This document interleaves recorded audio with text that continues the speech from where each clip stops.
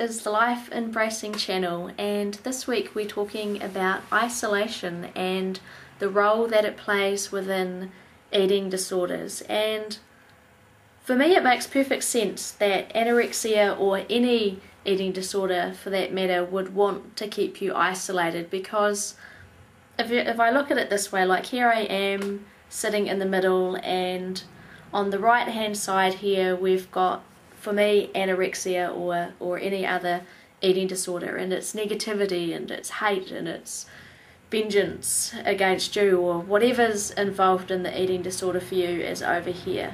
And then on the other side we've got friends and family and your support network, and so this side's negative and this side's positive, and you yourself are in the middle of these two things. And whenever your eating disorder is feeding you these negative thoughts and these negative beliefs, you've not only got yourself, but you've got your support network to counteract these negative thoughts and feelings. And when it does that, they slowly start to diminish and decrease. And so it makes sense that anorexia or any eating disorder is going to want to isolate you from any form of support that you have within your life. And so isolation for me is an eating disorder's biggest ally, because if your support system wasn't there, it becomes really hard to face and counteract this. And I've said in my other videos, and I'll probably keep saying it, that when I'm in my anorexia, this seems like 90% and I seem like 10%, and so I'm constantly like getting squashed and pushed down, and it's really hard to face this sometimes. So for me, when I've relapsed, it's so incredibly important that I have this in place, that I have my friends and that I have my colleagues and my support network around me to keep counteracting the negative, and that these guys over here can keep feeding me those positive affirmations that I am deserving, and that I am worthy of support and care and nourishment within my life. And for me, if I lost this, then I think that I would lose my life. And I've certainly been in that place before when I was younger, when I first developed anorexia, that I isolated myself. And first it started out that I wouldn't eat around people because of the fear and the shame and the guilt and many other things. So I would isolate myself whenever it came to eating a meal, whether it was at home or out in public. And from there I started isolating myself from my friends and my family, basically because I didn't want to be confronted.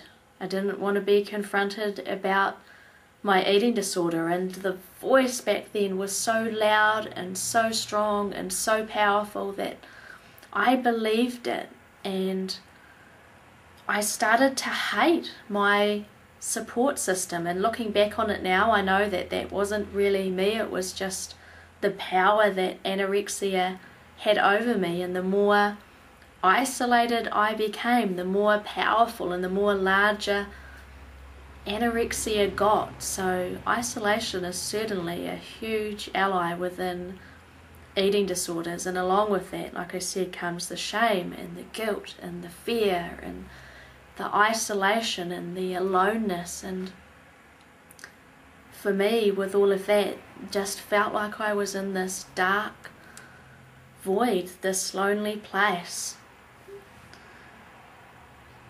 So this time when I relapsed, it was so important that I held on to my support network. And I'm quite a symbolic person, and I wore a bracelet around my wrist for many months when I first relapsed, to remind myself constantly that each bead on that bracelet was representing a friend or a colleague that I had in my life that was going to support me. And I would look at this bracelet every day and tell myself that it was okay that I had this circle of friends around me, that I could feel supported and I could feel safe.